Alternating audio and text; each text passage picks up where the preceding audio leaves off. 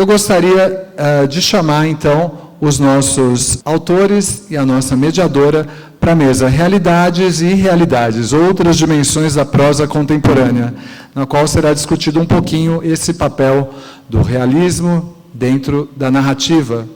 Então, por gentileza, Verônica Stiger,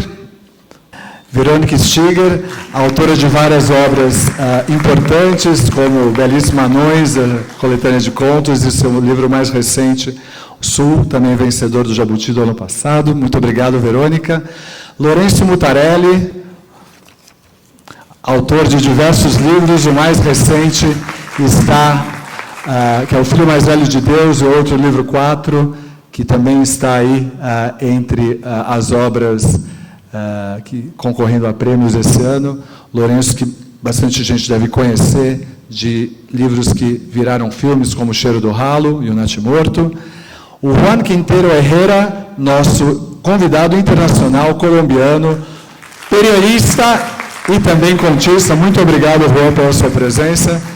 E para mediar essa mesa, chamo ao palco a jornalista cultural Mariana Filgueiras, que tem uma trajetória muito ligada à literatura, colaborando com a Piauí, com a revista Pessoa, que faz um intercâmbio importante entre Brasil e Portugal.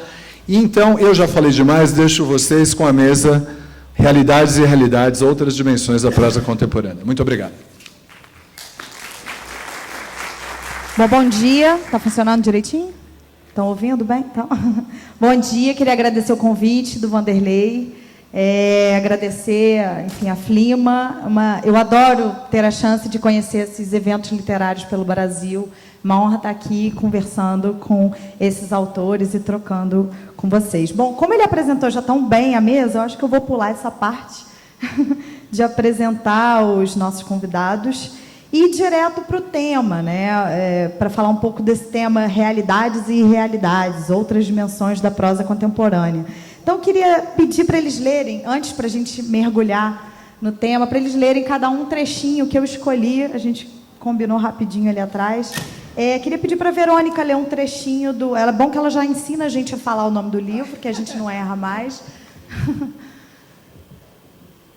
Eu já começo lendo? Pode ser. Então, primeiro, bom dia a todos, né? Eu quero também agradecer o convite para estar aqui, né? O convite do Vanderlei, do Roberto. Para mim é uma alegria estar aqui. Bom, quanto à pronúncia do meu romance, é um romance cujo título é em polonês, né? E quem me ensinou a pronúncia foi o Google, né? O Google Tradutor. A gente larga lá, né, o nome. Ele não só vai dar a tradução do que significa o título, se ninguém quiser aguentar até o final, porque no final é dito o que significa. Pronto, já falei, já dei spoiler, azar, né? Mas no próprio Google Tradutor tem um íconezinho de som, e ali ele ensina a pronunciar, e é bem fácil, né? Então, ele é Opizani, né? Então, ele tem uma tendência, eu descobri isso, que o polonês tem uma tendência paroxítona, então, ou seja, que nem a nossa língua, que nem o português. Então, não é Opizani, mas é Opizani, o S com o som de Z bem forte. E aí, esse S acentuado, né, do polonês faz o som de ish, né? E o W se pronuncia como W em alemão, ou seja, com som de V, né? Então, Opizani Sviata. Opizani Sviata. Viu? Facinho. Coisa mais fácil do mundo. Bom, então, vou ler o trechinho que a Mariana separou. Diz assim: prezada tripulação, pedimos a atenção de todos para fato de extrema importância que se dará no dia de amanhã. Estimamos que, algumas horas depois do pequeno almoço, nosso navio cruzará a linha do Equador. Como cremos ser de conhecimento das senhoras e dos senhores, esse é um momento solene em que devemos adotar cuidados especiais. Se a passagem não for realizada com a cautela devida, corre-se o risco de a linha vir a se enrodilhar na quilha ou no leme, provocando uma parada violenta da embarcação e, consequentemente, indesejáveis quedas da tripulação. Estejam atentos. Cordiais saudações do comandante Egon Schild. Obrigada. Na sequência, eu vou pedir para o Lourenço também ler um trecho do último livro dele, que acabou de ser lançado, O Filho Mais Velho de Deus, livro 4. 281.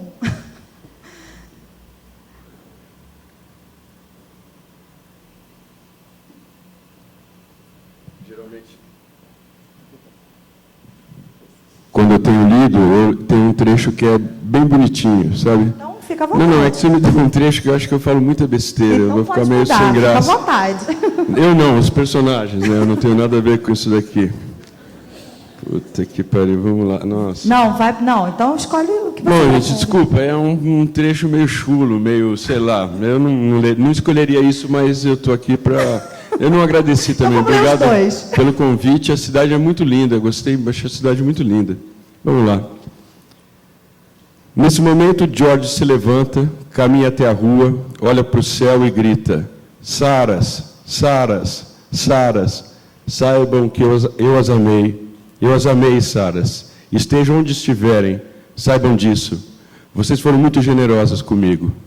Então ele volta à mesa e pede mais duas. Duas boazinhas, amigo. Sara era sua amada? Eu amei duas Saras. Eu as amei, mas elas se foram. As duas eram reptilianas? Eram do espaço? Não, só uma. A outra era de Minneapolis, mas morreu. Nossa, quantas perdas. Envelhecer é isso, meu amigo, envelhecer é isso, perder. Minha primeira Sara, ironicamente, morreu de um câncer no buraco da bunda. A gente também aprende isso quando envelhece. É tudo uma piada. Até aqui, né? Tá. Júlio olha para George com tristeza e compaixão. Como diria a minha segunda Sara, Quacanat. Essa aí não é Google Tradutor, é uma coisa que eu inventei, então eu sei a pronúncia. Ele pode falar Quacá, mais assim, mas... Essa era do espaço? Essa mesma. E de onde ela veio? Astrum Argentum. Ela veio de Astrum Argentum, a grande estrela prateada. E como eles são? É difícil de descrever. Não são como dizem, você sabe, cinzentos, pequeninos e com olhos grandes. Não. Isso é o traje espacial deles. As pessoas são muito ignorantes quanto a isso. Puxa, eu nunca tinha pensado que aquilo podia ser um traje. É a mesma coisa que alguém vê um astronauta e achar que ele está pelado. Demais, saquei. Eles nem são pequenos, o traje os diminui. É uma tecnologia realmente avançada. Isso é só para que eles cabam nas naves, né? Você sabe, discos voadores. Mas posso garantir para você que eles são diferentes, bem diferentes. Essa foi uma coisa importante que aprendi com eles. Uma coisa é o que as coisas aparentam. Desculpa. Uma coisa é o que as coisas aparentam ser e outra é como elas vibram. Entende? Acho que sim. É difícil entender a aparência deles. Além do mais, eles são seres interdimensionais. Então, quando eles se manifestam, quando assumem a forma original, porque também se manifestam em forma humana, então, quando você olha para eles, parece uma imagem em dupla exposição. Mas eu te digo, eles lembram os lagartos. Na verdade, eles se assemelham mais com os anfíbios. Eu não sei se uma lagartixa é um réptil ou um anfíbio. Para mim, parecem mais anfíbios. E tanto os machos quanto as fêmeas têm longos peitos, umas tetonas mesmo, compridas. Dentro de cada teta há um coração. Eles também têm um outro coração na cabeça, aqui atrás. E você encarou? Cara, você é muito macho mesmo. É o que ele disse, uma coisa é a aparência e outra é a forma como ela vibra. Se você vence a aparência, bingo. Aí então pode conhecer as maravilhas do universo.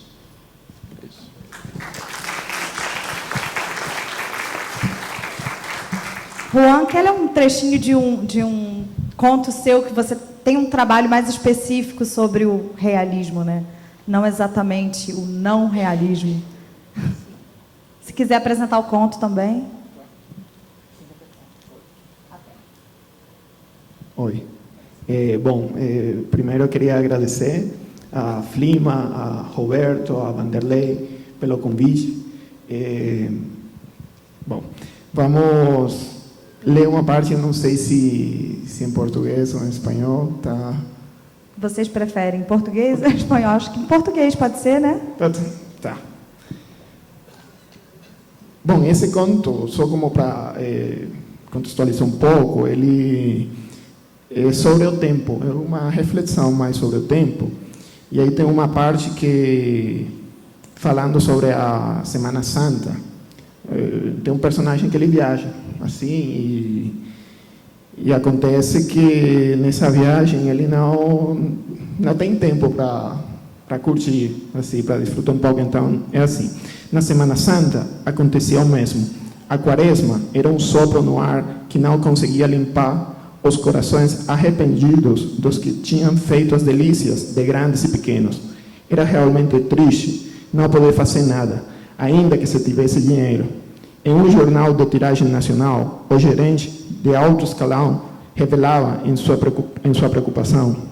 O executivo tinha esperado desde o ano passado a chegada da Quinta-feira Santa para ir até domingo a Clermont-Ferrand. Passar uns dias de descanso na França, junto a sua esposa e seus 2 filhos. Porém, não contava que suas curtas férias ficariam reduzidas a 12 horas de voo, a um engarrafamento de um dia completo em uma estrada francesa e os imprevistos do hotel onde se hospedou, onde os funcionários não registraram sua reserva. Assim, se viu obrigado, então, a entregar-se sem pena e sem glória a um novo ano de trabalho. Minha única esperança é que o ano passe rápido, mas na próxima vez eu não vou para a França. Fico aqui pertinho, em Santa Marta ou Cartagena, disse o prevenido gerente para evitar perder tempo. Obrigada. Esse é o conto que faz parte do seu livro que está sendo traduzido, né, para o português. Sim. Que vai se chamar. Você já tem um nome para o livro em português, não? Sim, já está no processo aí para ver se esse ano ou ano que vem.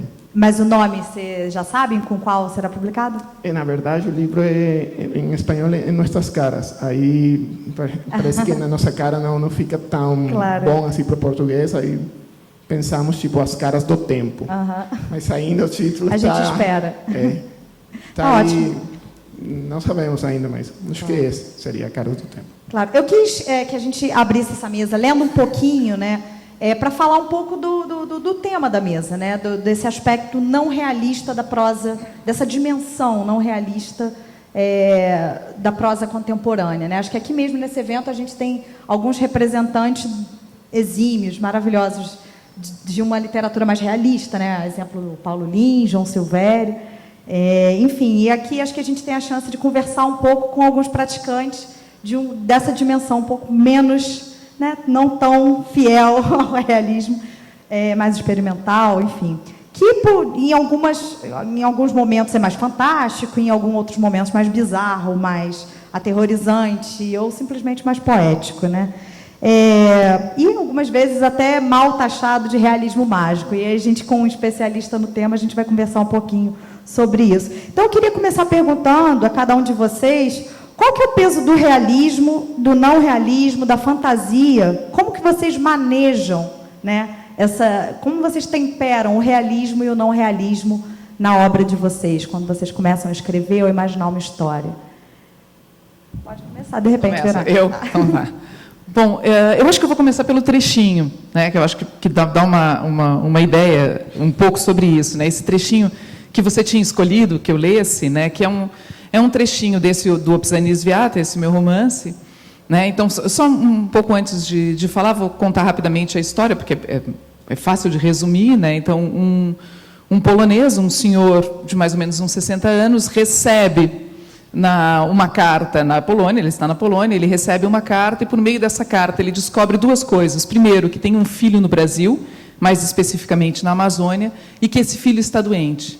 Né? E essa carta é enviada pelo filho pedindo que ele o visite. Né? Então, todo o livro se dá nesse deslocamento. Né? Então, seja nessa volta ao Brasil, ele já tinha estado no Brasil, isso no início do século XX, né? O livro se passa às vésperas da Segunda Guerra Mundial. Né?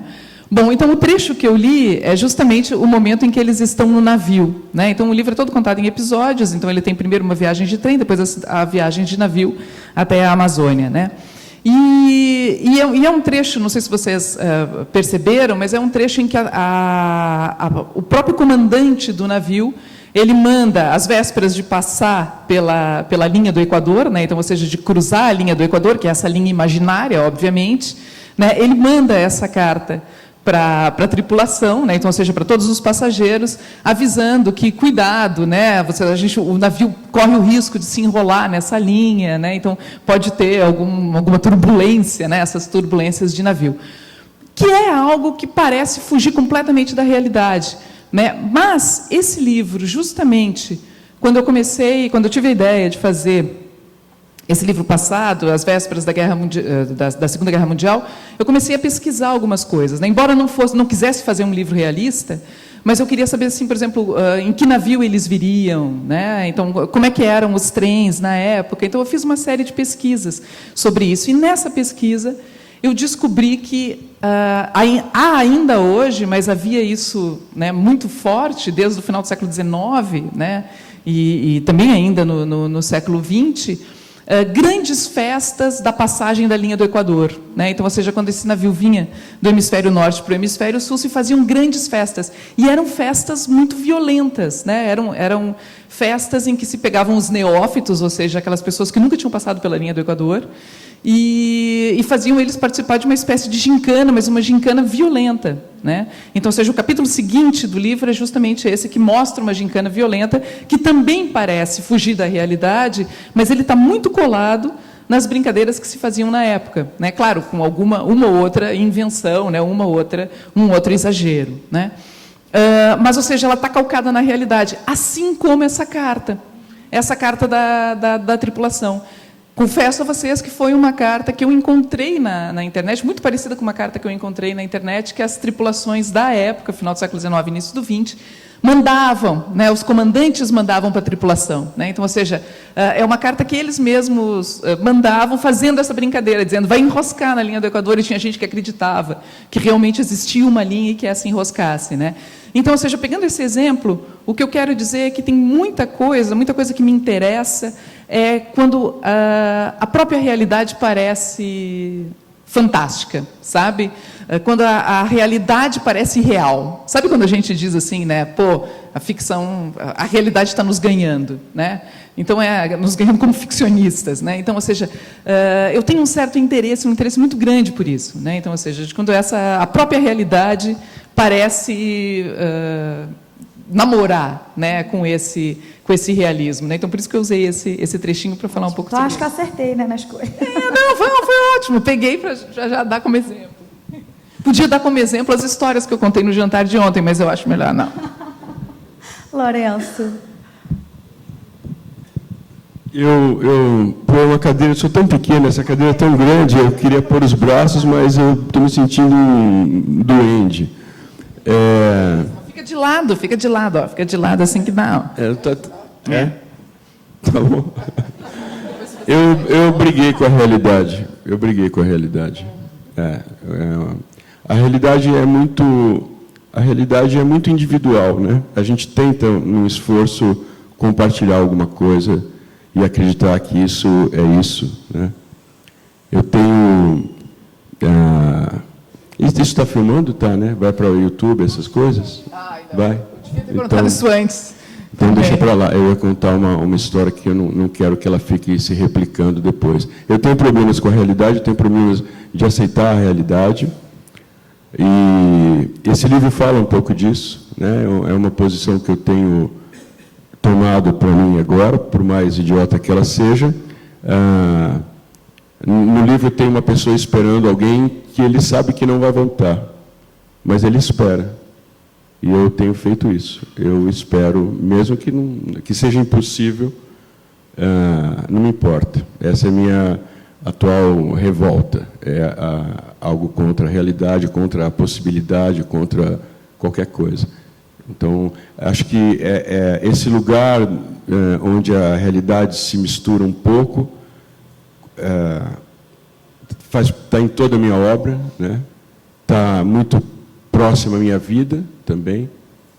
Não sei se vocês já presenciaram alguém em surto psicótico, por exemplo, e quando isso acontece, a realidade naquele cômodo e às vezes até naquela casa muda.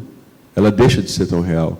A loucura que essa pessoa traz, ou o delírio que essa pessoa traz, contamina um pouco esse mundo físico, assim. Então, é uma coisa que eu sempre questionei bastante, sempre tentei não levar tão a sério ou uma coisa tão possível.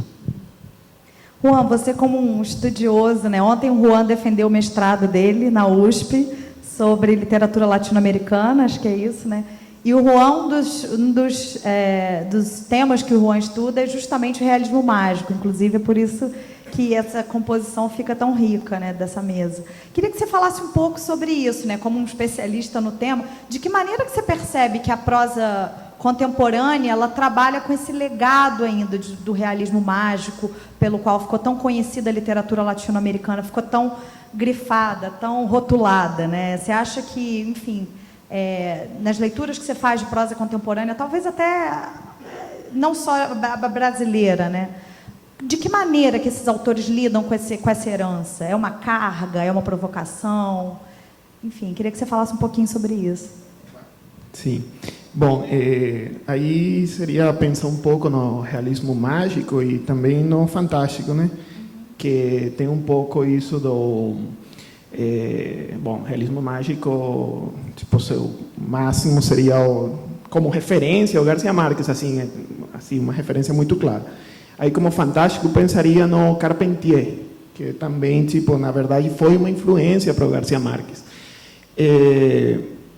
Como hoje, pensando já fora do conceito do García Márquez, que, na verdade, ele fala que tudo o que as pessoas acham que é mágico é muito real para ele. Ele fala, isso aqui acontece. Eu estou contando menos realidade do que, na verdade, as pessoas acreditam que. E aí eu acho bem legal isso que fala a Verônica, porque um pouco isso, a concepção das pessoas, e aí penso no caso do García Márquez e os personagens dele, muito reais, eles acreditam nessas histórias, mas muito assim, tipo, e não é só acreditar em fantasmas, é acreditar... tem uma parte da cidade que se você entra aí, você não sai, coisas assim. E as pessoas não entram aí, é sua realidade. Então, nesse sentido, o que eu posso ver, o que eu estudei um pouco sobre esses autores, alguns também brasileiros, é que tem, uma parte, eles estão querendo deixar atrás isso. Não, isso não tem a ver nada conosco. É um pouco... E aí um pouco a volta para o realismo. Esse realismo muito fiel, né? Mimético, né? Com a realidade. E que no pessoal eu não gosto. O que eu escrevo é muito real. A história não tem nada assim fantástico. Mas o que acontece é que fica muito esses autores pensando a realidade num conceito, eu poderia falar, ingênuo, né? Porque a realidade não é só o que nós acreditamos que é muito mais que isso. E tem muito do pessoal, né? Aí eu pensaria, já como para terminar um pouco a ideia, que tem uma parte técnica, o tratamento da realidade, como os autores, e nesse caso pensaria num autor como Alejandro Zambra, que é um chileno, que ele está... os livros dele são bem curtos, assim, os romances, mas ele não está escrevendo já tanto uma história como tal, senão o resumo da história. Então, nesse sentido, os personagens também, um bonsai, né? Passa a ser, de alguma forma, um personagem, mas não que é um bonsai que fala essas coisas, senão, que está em diálogo na criação do texto.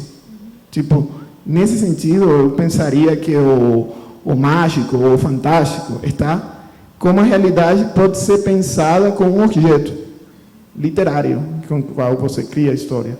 Isso só seria um deles, mas tem outros. Você lembraria mais alguns nomes? Não sei, para a gente tentar ficar atento.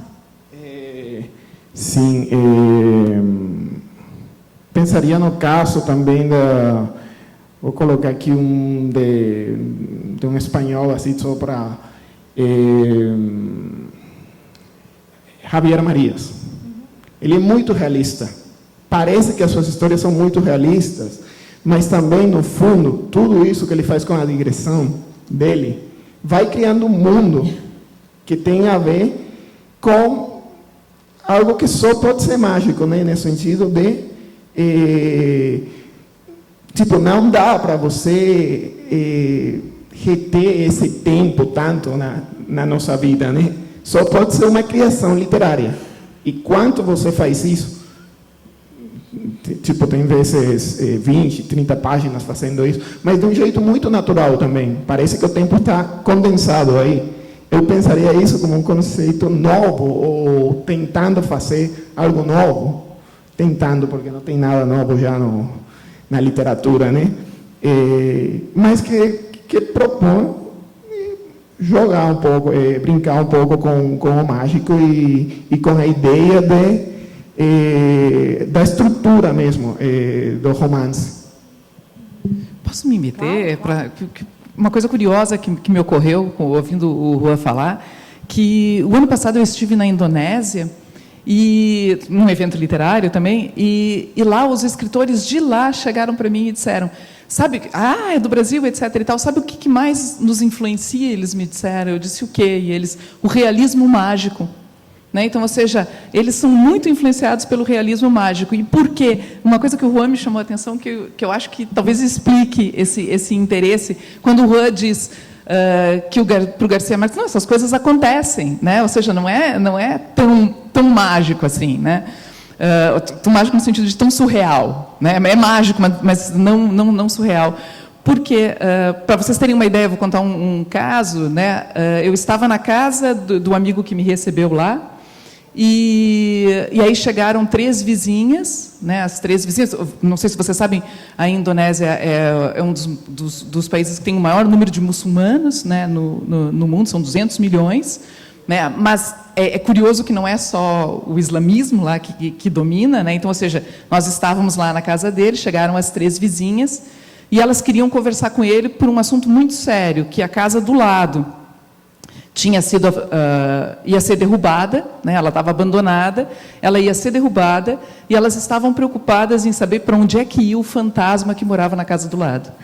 Né? Se iria para a casa delas ou se iria para a casa dele, o nosso amigo. E era séria a história. Né? Então, ou seja, voltamos àquilo. Né? Então, era sério. Então, ou seja, e a gente ainda vive com isso. Né? Porque eu venho de uma família, aí, claro, nós começamos a falar, passamos a noite falando sobre fantasmas. Ainda mais que eu venho de uma família em que as mulheres, menos eu, veem gente morta. Né? Então, minha mãe conversa com gente morta, etc. Né? Então, é uma coisa cotidiana. Né? Então, ou seja, é uma coisa que parece real, mas que faz parte da vida. Né? Então, acho que só queria acrescentar essa história que me ocorreu, e que ainda lá na Indonésia, primeiro momento, quando eles falaram, eu pensei, realismo mágico aqui. Né? E aí, depois, tomando um pouco de pé do cotidiano, eu vi, não, faz todo sentido.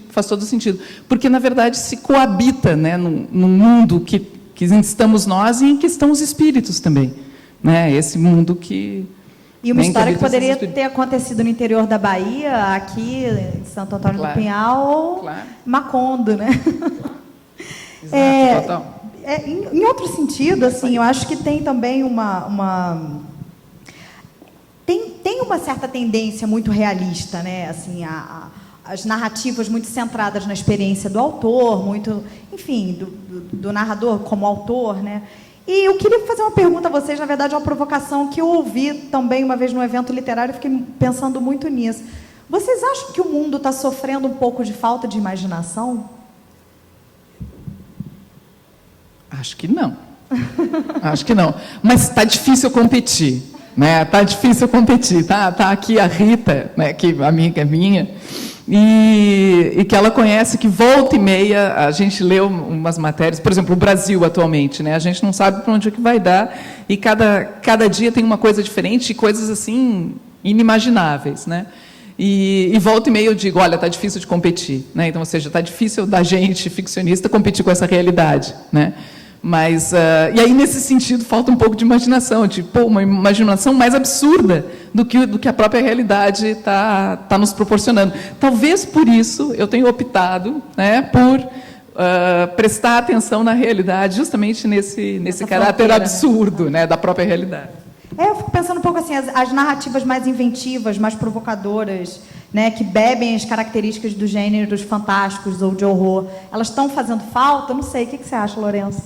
Se você assistir, tem um desenho no Netflix, Rick and Morty, é incrível aquilo. Eu acho que tem muita coisa, não está faltando nada, não. Eu acho que estão se inventando muitas coisas. É que às vezes a gente leva, sei lá, quer procurar só em lugares tá aí. Né? Mais canônicos, né? Mais tradicionais. Tá no WhatsApp pra caramba. A gente está voltando a usar hieróglifo, essa coisa de conversar com emoji e tal. E tem coisas muito incríveis ali. Eu tenho amigos que a gente troca ideias só com emoji e é incrível, sabe? A gente Os fala áudios muito. de WhatsApp também, eles recuperam uma tradição oral muito nossa, né? É verdade. E é andar para trás, a gente não fala mais no telefone, né? A gente fala, manda uma mensagem, espera, ouve, não é o diálogo, né? Você manda e volta. É um retrocesso, mas é interessante. E você fala, é incrível você falar com um amigo que está do outro lado do mundo, de graça, e é incrível, né? Mas eu não acho que falta, não.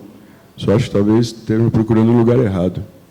Vem aí a primeira festa literária internacional da Mantiqueira, a Flima, dias 14, 15 e 16 de setembro, em Santo Antônio do Pinhal. Literatura, 103 convidados. Mais canônico, no livro mesmo.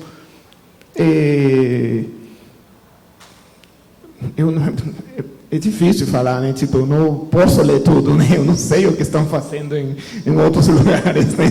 Aí, às vezes, quando você estuda alguma coisa, quer falar assim, tipo, categórico, né? Não, está faltando. Eu não sei.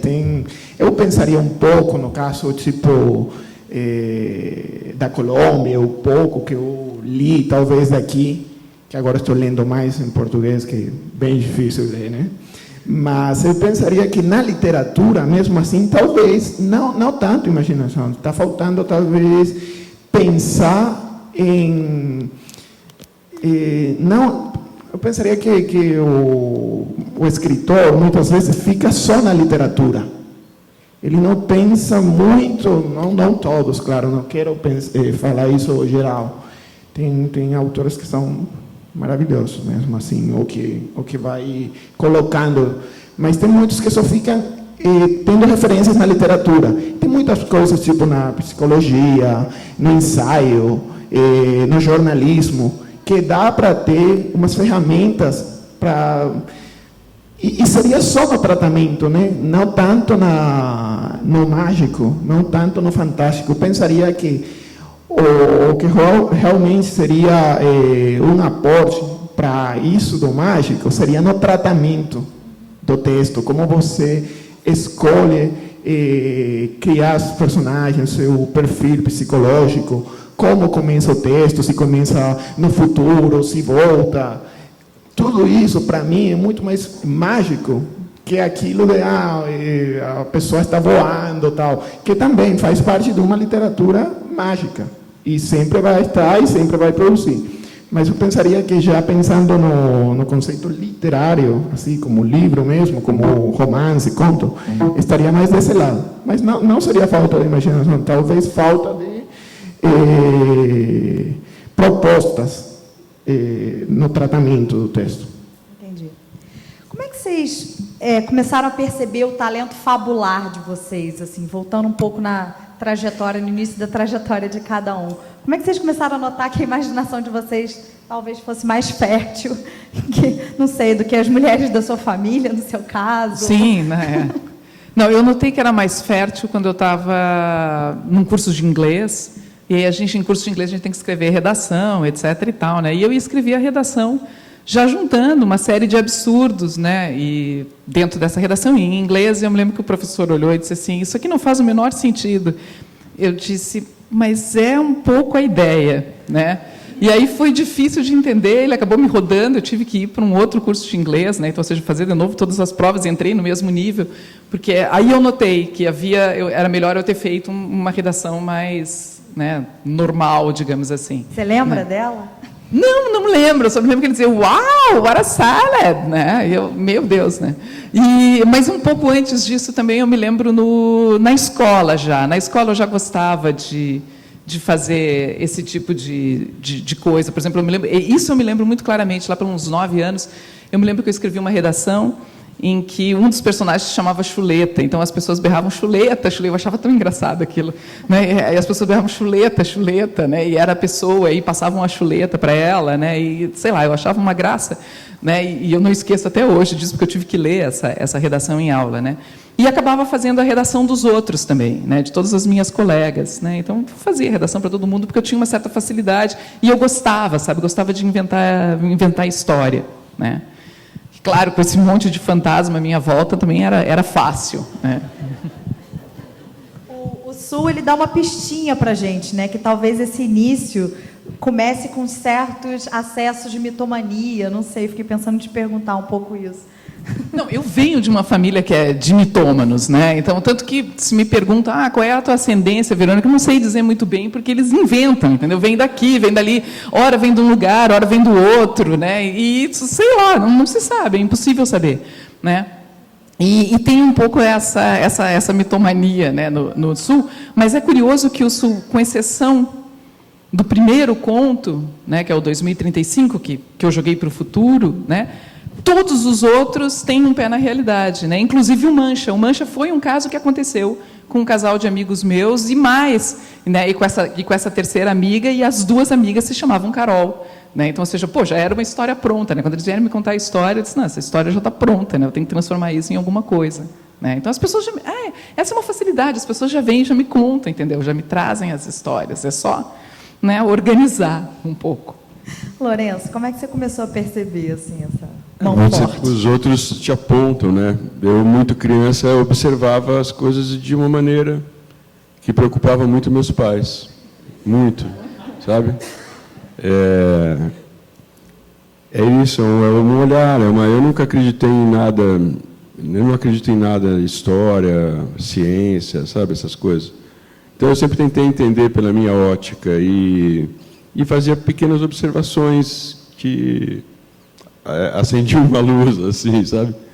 É isso, tem muito a ver comigo, com a minha personalidade, com a minha percepção. Você lembra de alguma história dessas? A minha avó também, via fantasmas também, benzia, contava histórias incríveis, assim. Essa parte da família dela tinha muitas pessoas, tinha muitos doentes mentais, assim, ancestrais da minha mãe. Então tudo isso se misturava muito. Então lembro de várias coisas, observações mesmo, que não são nada demais, mas às vezes elas são estranhas para os pais que se preocupam que eu estivesse carregando essa maldição também, sabe? Isso era uma preocupação muito grande. E não era. Eu comecei uma vez uma autobiografia que chama O Menino que Sofria de Arte. E a gente é sensível, só isso, né? É uma sensibilidade, um olhar, né? Um olhar, talvez. Você, Juan, você tem uma história, assim, você lembra quando você começou a fabular, a escrever? Não, bom, eu estou fabulando, tipo, desde sempre, assim, né? Que eu me lembro, né? 5 anos, 6 anos, 7 anos, eu contava as histórias em casa, assim, mas sempre muito pensando na realidade, assim, não tanto surreal, mas colocando sempre alguma coisa que já era meio literária, né? Criação mesmo. Eu lembro que uma vez eu falei, tinha uma música assim que estava muito assim, na rádio, e eu falei para uma prima que ela não sabia de quem era essa música. Eu falei, eu comecei a cantar assim para ela, e ela, que bonita essa música, tá? E eu falei, não, essa letra fui eu que escrevi. E ela acreditou mesmo que depois, nossa, olha o que o Juan fez, né, com essa idade, que letra, né? E aí depois apareceu na rádio, né? Aí eu fiquei, bom, mas aí foi o começo. Depois, assim, outro que eu lembro, assim, foi na Argentina, que eu fiz um intercâmbio, e aí eu comecei a perceber umas coisas estranhas para mim na cidade, né? Que minha cidade é pequena na Colômbia, né? E, bom, mesmo sendo a cidade da Shakira, né? Para todo mundo, você de onde, né? Da cidade da Shakira, não falo mais minha cidade, só a cidade da Shakira. Mas é uma cidade pequena. Aí, quando eu fui para Buenos Aires, aí eu ficava andando um pouco por algumas ruas. Tem umas ruas que só pessoas andando, né? Não tem carros. E aconteceram umas histórias assim, entre realidade e fantasia. uma vez, assim, só por... Talvez não seja bom, né, para mim, para falar isso, mas eu entrei num puteiro. A mulher me levou para um puteiro. Mas é muito rápido, você está olhando tudo, as vitrines, está olhando as pessoas, as roupas. Quando aí ela falou, faz esse favor, entra aqui, tal, que você aí vai me ajudar, eu vou almoçar se você entra aqui e olha nessa vitrine. E quando eu entrei num puteiro, né, e aí eles roubaram tudo para mim, né, as mulheres, né, colocavam uma bebida, essa bebida são R$100, uma coisa assim. Eu não pedi essa bebida, tal. E aí tudo foi ficando desse jeito. Mas é muito estranho, porque depois que eu saí daí, eu não sabia se isso era verdade, se isso tinha acontecido. Não, sério. Aí isso ajudou muito, esse momento. Eu sempre falo que esse momento ajudou muito para eu começar um pouco essa criação literária, essa fabular, porque esse momento eu senti mesmo que a realidade é uma coisa muito sutil, sabe? E eu não sei se aconteceu com vocês alguma vez, mas tem momentos na minha vida, que eu penso se alguma coisa na verdade aconteceu. E eu fico pensando, será que isso aconteceu? E não sou eu, tem pessoas que falam para mim, Juan, tem essa coisa, passou aquele dia, tal. Não, eles não beberam nada, mas falam assim, eu não sei se isso aconteceu. Aí, então, a realidade está aí, e a fantasia estão as duas aí, né, caminhando juntas. Acho que estou convencida disso agora. E vocês acham que é mais fácil explorar nas peças literárias, né, os dramas humanos a partir desses elementos e desses recursos mais fantasiosos, fantásticos ou aterrorizantes? Não sei, eu fico pensando um pouco no tratamento da violência, né? Seus livros são muito violentos, né? Os anões morrem pisoteados, tem muito sangue no sul, né? Enfim... será que é mais fácil falar da violência a partir de uma literatura não realista? Ou mais não fácil, sei. ou mais... mais fácil é feio, né? Não, é mais fácil, Boa, adorei a resposta do Lourenço. É a melhor resposta. Eu não sou preguiçosa. Não, assim. não, claro, eu digo, não sei, mais interessante explorar as grandes questões humanas. A gente está te torturando, né? Não, a gente entendeu, a gente está só te torturando. Não sei se é mais fácil nesse sentido que né, agora todos já entendemos. Mas eu acho que foi o jeito que eu encontrei, né, para tratar algumas coisas, né? Mas não creio que seja o mais fácil. Necessariamente ter que associar a violência, né? Tanto que eu acho que no Obsânia já não há tanto, né? Já não há tanto. Vai ter, claro, a festa, como eu mencionei, né? Essa festa da passagem do Equador, porque elas eram originalmente muito violentas, né? Então aí se recupera essa violência. Mas no resto do livro não há tanto, né? Então, ou seja, então eu acho que dá para trabalhar num outro âmbito, né? E aí, inclusive, a aparição de espíritos, né? Já que a gente estava falando disso, né? Nesse livro. Eu não sei se eu respondi. Estou pensando ainda, eu acho que por isso. Eu também não sei dizer, eu não vou pelo fácil, é isso. Eu gosto de dificultar tudo na minha vida. E eu não sei responder isso também. Eu acho que um livro onde tem muita violência, um dos meus livros que tem mais violência, que é Miguel e os Demônios, que é o meu pior livro, porque ele não estava pronto quando foi publicado. Eu tinha que ter mexido nele, fiquei com preguiça, porque o meu editor tinha gostado, e eu deixei. Era um roteiro, eu desenvolvi um argumento para ser um roteiro. Eu não gosto de escrever roteiro, escrevo um romance, eles iam adaptar, e eu ia trabalhar depois no livro. Mas lá tem histórias muito, muito violentas, e eu venho de uma família de policiais, e eram as histórias que eu ouvia, nenhuma delas é ficção.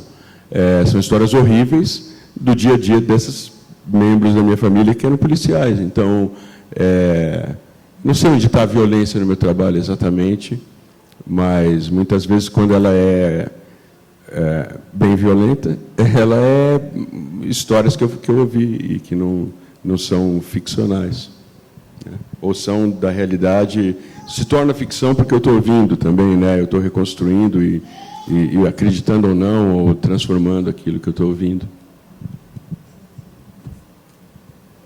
Juan, você acha que a prosa contemporânea colombiana, latino-americana, eu não sei exatamente, seu objeto de estudo fica mais na Colômbia, mas se você abarca, ela também faz um uso da violência como, não sei, talvez um dispositivo da fantasia? Como é que você acha que...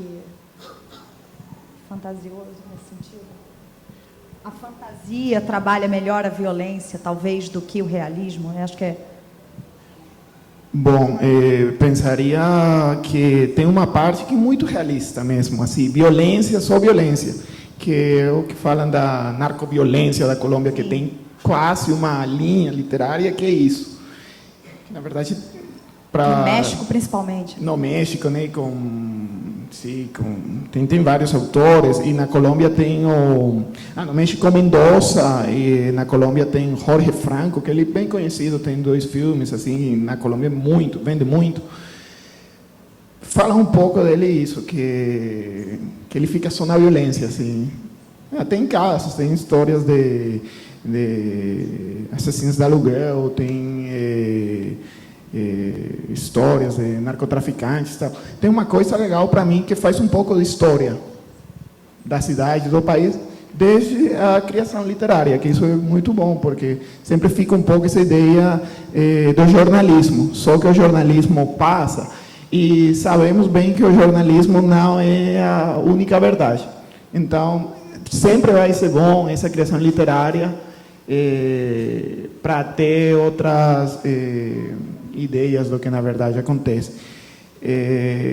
Tem essa parte, mas por outro lado tem tipo um Roberto Bolaño, que ele trabalha muito com a violência, muito, mas tem muito também eu pensaria que o mágico, mais como ele vai criando sua história, como os personagens, e pensaria no caso do livro da Verônica Su e no conto Os Anões, como e pensaria que não é mais fácil, um pouco pensando a ideia de Lourenço também, que eu pensaria que o que tem a violência um pouco para aportar na criação literária, e como também o faz o escritor, porque não é só a violência e vai ser mais fácil, não seria aí, seria como o escritor escreve, como cria o texto, estão em aquilo que é ilógico, surreal, aquilo que não dá para acreditar mesmo da violência. Como sente o escritor isso e como ele faz essa criação literária, esses personagens que são, tipo, no conto da Verônica, tipo, por momentos, tipo, você fica pensando, será que isso pode acontecer? Mas acontece. Eu fui no Banco do Brasil, e não tinha no caixa dinheiro. E todo mundo ficou assim, com a mulher que estava aí atendendo. Não, você tem que solucionar isso aqui, porque a gente tem direito. Então. Mas foi uma coisa assim, o que faltava era eles. Era o linchamento. Da mulher que só estava passando informação. Eu não posso fazer nada, falava ela. E então tem muito isso. Agora, como cria o autor na história, isso, como coloca esses elementos, aí seria o mais fácil, né? Para ter essa relação, mas não é o mais fácil, seria o mais difícil, né? Porque qualquer um não passa essa ideia no texto, na obra, tem que ser trabalho mesmo. A mão vai ficando mais solta, Verônica, livro a livro, como é que você... Não, acho que não, até porque eu particularmente gosto de a cada livro tentar fazer diferente, entendeu? Tentar trazer alguma coisa nova, sabe? Tentar experimentar de uma outra maneira, né? Então, eu acho ter uma outra dicção, sabe? Ou alguma outra forma de narrar, ou até outros elementos, né? Então, isso, no fim das contas, vai dificultando. Eu sou um pouco como o Lourenço também, eu gosto do mais difícil, né? Nós tínhamos uma gata, eu acho que assim, a imagem, pelo menos, do que eu persigo, eu acho que é de uma gata que nós tínhamos, né? Quando eu morava com meus pais, né? Ela morreu, em que ela nunca subia, simplesmente pulava do chão para a cadeira. Ela vinha por trás, né? Ela escalava pelo espaldar, né? Ela escalava toda a cadeira pelo espaldar para depois sentar aqui. Então, é um pouco isso que eu gosto de fazer, quando eu estou trabalhando, né? É o escalar pelo espaldar para poder chegar no assento, uma coisa que eu poderia fazer rápido, né? Lourenço, esse seu último livro, né, que foi lançado agora, acho que talvez tenha sido um que o processo foi mais longo, mais custoso. Não sei se eu estou certa, pelo menos eu tenho um pouco essa impressão, né? Foram mais anos fazendo, foi um processo mais atravessado por outras questões. Como é que você percebe o tempo, né, na feitura desse romance, por exemplo, em relação aos outros? Foi mais difícil? Foi mais... Como é que foi construir esse romance em tanto tempo? Eu considero o meu melhor livro nesse sentido. Eu nunca tinha passado 4 anos trabalhando num livro. O projeto tem 11, mas eu me dedico a esse. Eu fiz um outro que foi recusado. Eu fiz, há 4 anos, eu comecei esse. E, para ter uma ideia, O Cheiro do Ralo eu escrevi em 5 dias, O Natimorto em 15, Jesus Kid em 15 dias. Eu nunca tinha passado mais de 3 meses num livro, até fazer Arte de Produzir Efeitos Sem Causa, que eu fiquei 1 ano trabalhando. E eu tenho gostado muito desse tempo de descanso, de deixar o livro, às vezes, 6 meses lá, e voltar e ter essa leitura. É um livro que envolve muita pesquisa, muita mesmo. Então, é isso, eu dificulto também. Cada livro, para mim, tem que ser uma experimentação, por mais que seja o meu universo, por mais que seja a mesma história que eu estou contando, ela está em giros diferentes, assim. E eu gosto de dificultar, que seja um desafio. Eu não sei onde eu vou chegar, eu vou descobrindo o livro enquanto eu escrevo. Mas isso de... essa coisa também, o fácil, né? Então, teoricamente, ele foi o meu livro mais difícil, mas foi o livro que eu mais me diverti fazendo, né? E é isso. Eu não procuro nada fácil, de verdade, né? O meu trabalho não tem que ser uma coisa fácil, pelo contrário. Eu também brinco muito isso, que tem a ver com o que eu falei das minhas percepções de quando eu era criança. O que eu faço é ciência, né? É ciência e religião. A minha ciência e a minha religião, da minha passagem, da minha compreensão. Então, eu não tenho pressa nenhuma. Não vou facilitar nada, tudo que eu faço. Eu trabalho com pintura, com desenho, nada é facilitar, tudo é uma tentativa de compreender a minha passagem, né? Cientificamente, para mim, né? Gente, lembrando que quem quiser fazer perguntas, eu não sei em que momento, já tem aí, né? Já vai passar. Aproveitando a gente está falando do O Filho Mais Velho de Deus, né? Que está ali. É muito caro. Ler na biblioteca é muito caro. É muito caro um livro. É muito caro. É bom, um livro é bom, mas é muito caro. Ao mesmo tempo, eu fiquei curiosa, porque... R$6. eu não sei quanto está aqui. Vai lá no lounge. Vai lá onde eles levaram lá o Juan. Vai gastar dinheiro, vai se divertir, né? Vai fazer outra coisa. Eu não fiz nada lá, Lourenço. Eu sei que você não fez nada, estou falando para eles fazerem, vai gastar dinheiro com diversão. Ao mesmo tempo, né, apesar, foi um livro que, como você mesmo disse, um livro mais difícil, assim. Por que a escolha dele não trazer desenhos ou quadrinhos ou uma narrativa também visual, né? Porque essa é a minha maldição, né? Porque eu venho dos quadrinhos, porque eu trabalho com desenho, para mim são coisas distintas. Eu estou pintando, agora eu não consigo escrever. Eu quero escrever, mas eu preciso acabar uma série de pinturas para uma exposição que eu vou fazer, aí eu volto a escrever. Mas porque eu venho dos quadrinhos, eles acham que eu sou meio, sei lá, pop, não sei, eles enchem meus livros de desenho. E não são desenhos. Quando o livro precisa ter desenho, eu faço. Que é o caso do Grifo de Abdera. O Grifo de Abdera traz um quadrinho porque ele é parte do processo. Senão, é firula que eles botam para dizer, o cara que faz quadrinho, o livrinho dele tem desenho. É por isso que tem um monte de... Esse não tem porque não tem que ter. Sim. E eu pedi, o meu sonho era... Não é porque eu venho do quadrinho, eu adoro livros onde a capa... Tem umas edições portuguesas mais antigas que é tão sóbrias, é o título. Sabe? E alguma pequena coisa... Então, eu falei, por favor, eu queria que meu livro, dessa vez, tivesse uma foto na capa. Eu adoro livro com foto também. Mas aí fizeram colagem, porque está na moda, porque eu faço colagem. Eu gosto da capa, tudo bem. Mas fica sempre, né, tentando me colocar num lugar que talvez seja o meu lugar e que eu não quero ter. Quando eu estou escrevendo é uma outra coisa para mim. Entendi. Né? A minha questão veio justamente pelo grifo de Abdera, assim.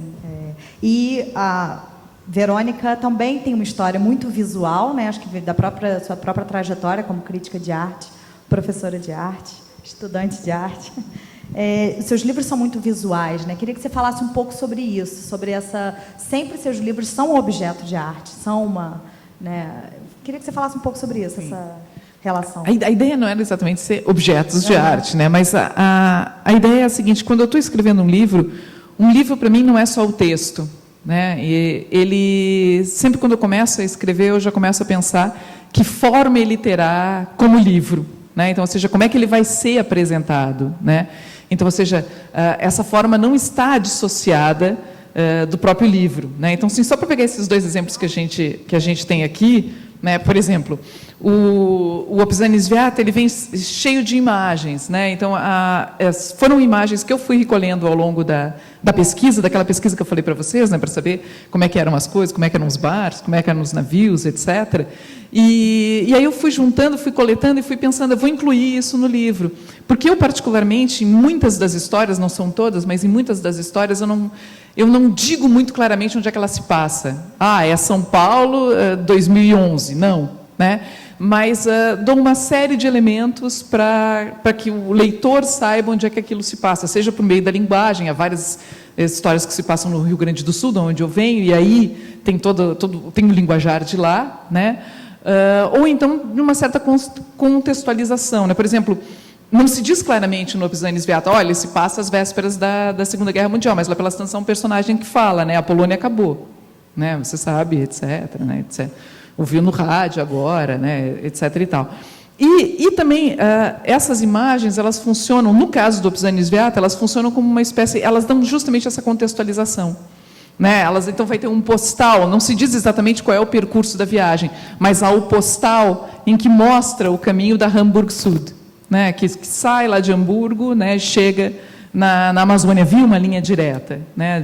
de Hamburgo até a Amazônia, né? Então, ou seja, há determinados elementos a esse guia de viagem, né? que o Bop, um dos personagens do Bop, dá de presente para o Opalka logo no início do livro, que também vai dar uma ideia de como é que se via o Brasil nessa época. Então, ou seja, essas imagens, essas inserções, elas fazem parte da história, né? Tanto que quando eu estava com o livro pronto, eu cheguei na editora e eu disse, não, elas precisam ficar exatamente nesse lugar e elas são necessárias no livro. Não precisa ser colorido, etc. e tal, mas elas precisam estar presentes, né? Para dar a ideia. Tem um cardápio do navio, etc.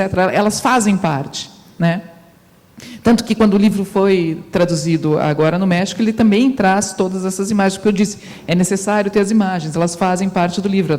Se tira a imagem, tira essa contextualização, não vai fazer sentido, né, o livro para mim. E, claro, eu também pensei ele como um cinema, né? Então eu queria que ele começasse com as imagens de Varsóvia, né, e terminasse com as imagens de Manaus, né? E que viessem primeiro as cartas essas que eu falei, né, que começa o livro, né, o médico dizendo que está mandando uma carta do filho do Opalka, né, e depois a carta do filho do Opalka, e aí só depois viria, como eu dizia lá na reunião, né, com a equipe da editora, eu disse, e depois eu quero assim, depois vem os créditos, né, os créditos a abertura, onde tem o título do livro, o nome do autor, né? Então, ou seja, e aí começa o livro, e aí só depois que começam as epígrafes, né? e etc. E no Sul, por exemplo, pegar esses dois que estão aqui na minha mão, né? E para dar um exemplo, o Sul, ele na verdade tem 5 textos, mas o índice traz só 3, né? Ele tem um prólogo, né? no início, que também não está. Ele tem depois 3 grandes textos, um em cada gênero, né? Um conto propriamente dito, um outro em forma de peça de teatro e um outro em forma de poema. E esse último, que se chama O Coração dos Homens, ele é um poema em primeira pessoa e que finge ser confessional, né? Então ele estabelece esse pacto com o leitor de que ele é um poema confessional. Né? Então, tanto que ele começa dizendo, quando pequena, fui o espelho numa encenação da Branca de Neve e os 7 Anões. Né? E a peça era toda falada em inglês, etc. E tal, então ele vai contando toda essa história. Né? E aí eu tive uma ideia, né, um pouco antes de entregar na editora, eu tive a ideia, quem sabe eu faço um texto em que eu acabe com esse texto original. Acabe assim acabou assim, né? A ideia era, vou enterrar esse texto anterior. De que forma? Prometendo contar a verdade sobre o coração dos homens, né? E aí eu também, ou seja, né, o que eu tinha pensado era o seguinte: se ele promete ser confessional, né, ele estabelece um pacto com o leitor, em que aquele eu que fala coincide com o eu Verônica, né, esse eu da capa, Verônica Stiger, e aí não por acaso é uma foto minha, quando criança, que está na capa, né? Então não é só chantagem para comprarem um livro, que nem é tão caro, né? Mas ele tem essa função de reforçar aquele caráter confessional desse texto final, né? Então, a minha ideia era, se o leitor quiser romper com esse pacto ficcional, ou seja, esse pacto que eu estabeleço dizendo é um poema confessional, então aquilo aconteceu comigo, eu, Verônica, né? Ele vai ter que romper o livro. E aí eu queria que viesse esse texto escondido, né? Então depois senta também com todo mundo, etc. e tal. Então é um livro que no final ele vem com um texto fechado, né? O da Mariana ela abriu. O meu está fechado ainda, porque eu sei o que tem, né? Então eu não preciso abrir. E aí ele vem, eu queria que fosse discreto, e ele só diz em cima a verdade sobre o coração dos homens, né? E aí quem quiser saber essa verdade vai ter que pegar uma faca, um canivete, ou sei lá o quê, e abrir as páginas, porque o último caderno do livro ele vem fechado, né? Então ele vem fechado e a ideia é que se abra, né, esse texto final. Aqueles livros fechados, essa é a ideia? Como? Daqueles livros, eu não sei como é a palavra aqui, ó, em português, que são dá fechados, ver, né? Ó, passa todos os livros, vou explicar, né? Todos os livros eles vêm fechados, né? E aí se faz o que se chama de refilar o livro, ou seja, corta-se, né, as 3 pontas. Aí o que acontece? O último caderno ele vem fechado. Ele é um pouco menor que os outros, ele é um pouco mais estreito, e aí ele vem fechado, né? Então, ou seja, a verdade ela não está aparente, né? Então, se o leitor quiser saber essa verdade, ele vai ter que rasgar o livro, né? Ele vai ter que romper o livro. E o que me interessava nisso, né? Então vocês veem que é um gesto que vai além do texto, né? E o que me interessava nesse gesto é que ele é único. Uma vez aberto, não tem como ter o livro, restituir o livro à versão original. E uma vez sabendo a verdade, já rompeu o pacto, né? E aí acabou. Eu acho que você acabou sem querer respondendo uma pergunta de um... Que bom, assim, eu já me adiantei. A pergunta era justamente, Verônica, você pode explicar, por favor, a estrutura do livro Sul, conto, peça, poema? Então, acho que já, né? Na sequência, faz outra pergunta, vou deixar aqui também.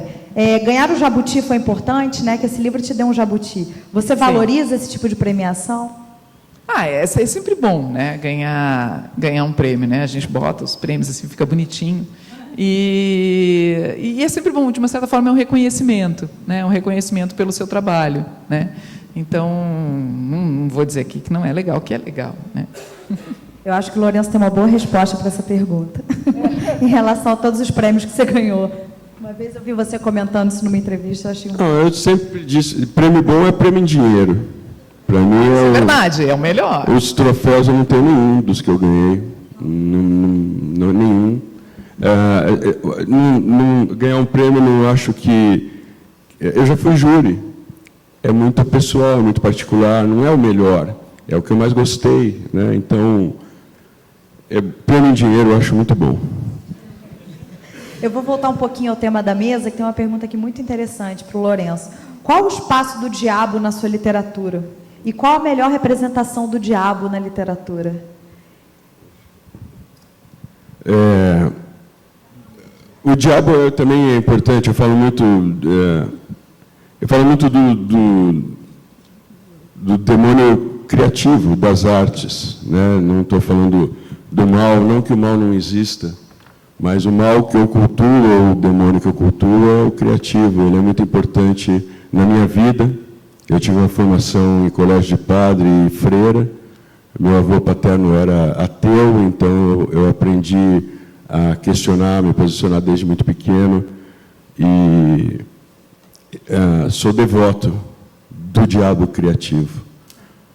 Na literatura, puxa, eu gosto muito Thomas Mann, eu gosto muito daquilo, e difícil agora, eu teria que pensar um pouco mais. O Cantos de Maldoror tem uma coisa interessante ali, mas também às vezes eu acho que se perde um pouco. A Bíblia tem coisas interessantes ali também. Difícil responder, mas é muito importante na minha vida. Tem outra pergunta também bacana para você, que é a seguinte: qual o sentimento de ver uma obra num filme, né? E aí falando especificamente do Cheiro do Ralo. Bom, o Cheiro do Ralo é muito especial para mim, foi muito importante para a minha vida. É um filme que eles fizeram sem dinheiro, então quem estava envolvido gostava muito do trabalho. Era um set onde era muito carinhoso, era muito divertido. Eu gosto muito da adaptação, é a que eu mais gosto. Foi muito importante para mim e para a minha vida. Tem coisas que são muito... A arte produzir efeitos sem causa, a adaptação que teve, eu acho muito ruim, mas eu não tenho... É o que eu falei para o Marco Dutra, o diretor.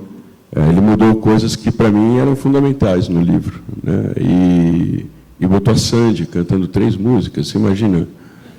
eu falei, o personagem chama Júnior, então essa deve ter sido essa analogia. Ele falou, não, que ele é fã da Sandy, então dá para entender, e aquilo é o filme dele, eu não preciso gostar, não é? Eu vendi o direito, é o filme dele, não é o meu livro. É isso. Às vezes é bom, às vezes é ruim, às vezes é muito bom, às vezes é muito ruim. Verônica, vem uma pergunta aqui, eu vou direcionar a você. Alguma vez você já se sentiu orientado por um personagem? O personagem já mandou na sua história? Do personagem tomar conta da história? Não, eu mantenho eles em rédea curta. Estou me sentindo aqui um talk show. Muito bom. Sempre vem muitas perguntas. Estou feliz. Para o Juan. Você poderia falar o que a violência afeta a literatura na Colômbia? Acho que a gente já falou um pouco disso, né? Mas se você tiver mais algum elemento para complementar. E falar sobre a Cicaresca, do Valerro, e de como ser irreal nessa irrealidade, nesse realismo trágico. Sim. Na Colômbia afeta muito isso de ficar só falando da violência, porque é a imagem que passa para o mundo e mesmo que eu penso que agora está melhorando, que também tem coisas que estão melhorando e não são tanto assim. As pessoas, a Colômbia está melhorando, está melhor. Tem coisas que não é tanto assim. Mas a parte da violência, eu acho que fica muito isso da violência, quando a América toda tem violência, é uma coisa assim que está tipo na genética de nós. Então, a Colômbia, claro, tem, como todos os países, mas escrever só sobre violência, o que faz o Franco, o que faz outros escritores, que não tem tanto, não pensam tanto no processo da escrita, senão tem o tema e escrevem sobre isso. E também as séries, as novelas. Na Colômbia tem muito, ficou um tempo que era só novelas de violência. Aí todo mundo acha que, claro, esse é o país. E na Colômbia tem dados assim, tipo, que confirmam que aumenta a violência. Porque os heróis das crianças, é o Escobar, é o outro, né? E aí o Escobar ficou mais famoso que o García Márquez. Todo mundo é Escobar. Então, para mim, nesse caso... Só pensar numa obra literária que só tem a violência, mas não tem estrutura, não aporta muito. Não aporta no sentido, eu falei que a parte histórica, isso sim, não aporta para a sociedade e para a imagem do país, mesmo se fica só falando na violência. Sobre o Vallejo, que foi o tema, na verdade, do mestrado, e o autor que eu mais estudo é o Fernando Vallejo.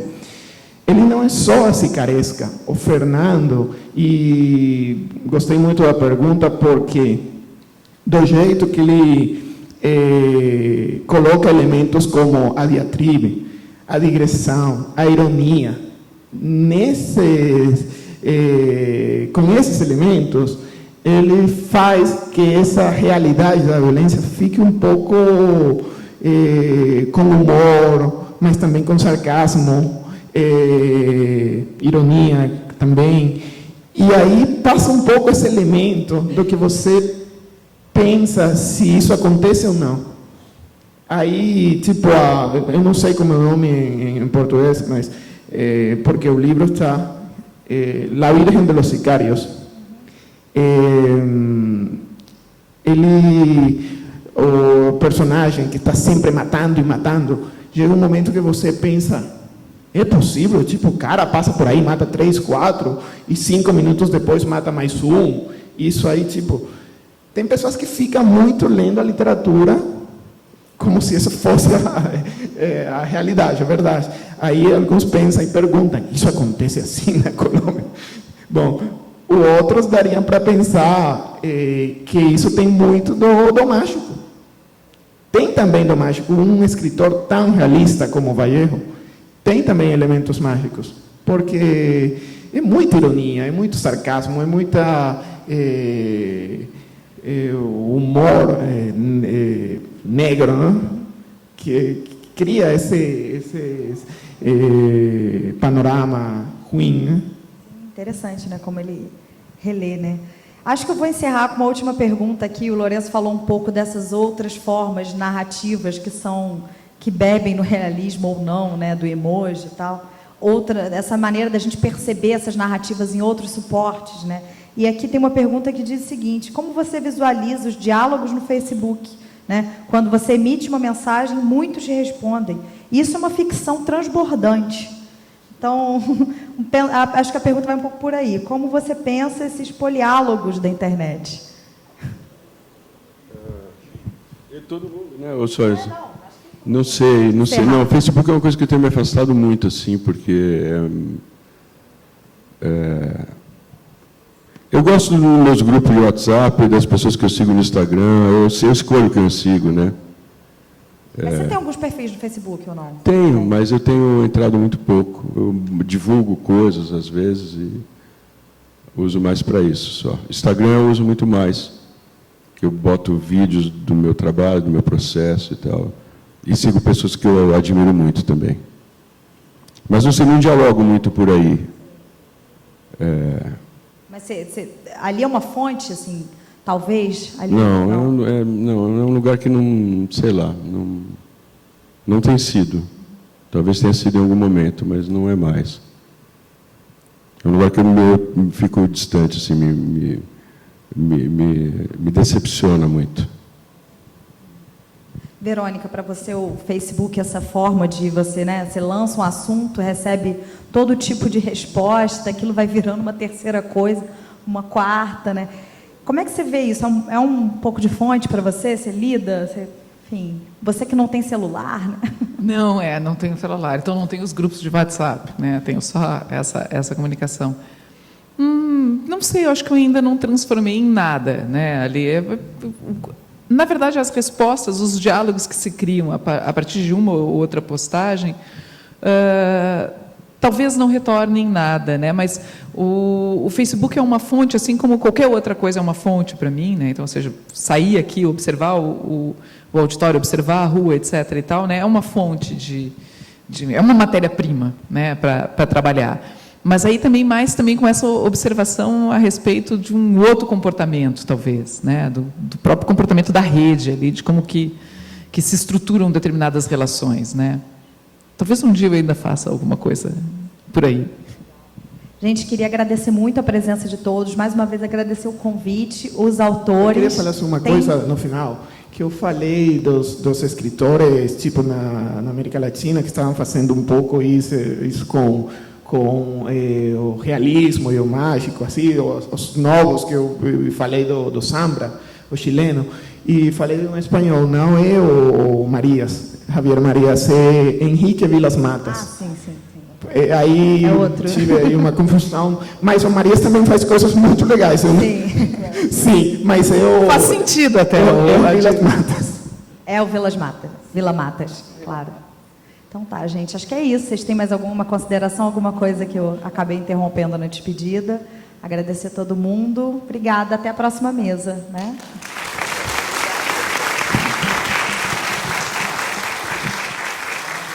Muito obrigado, Mariana, muito obrigado, Verônica, muito obrigado, Lourenço, muito obrigado, Juan.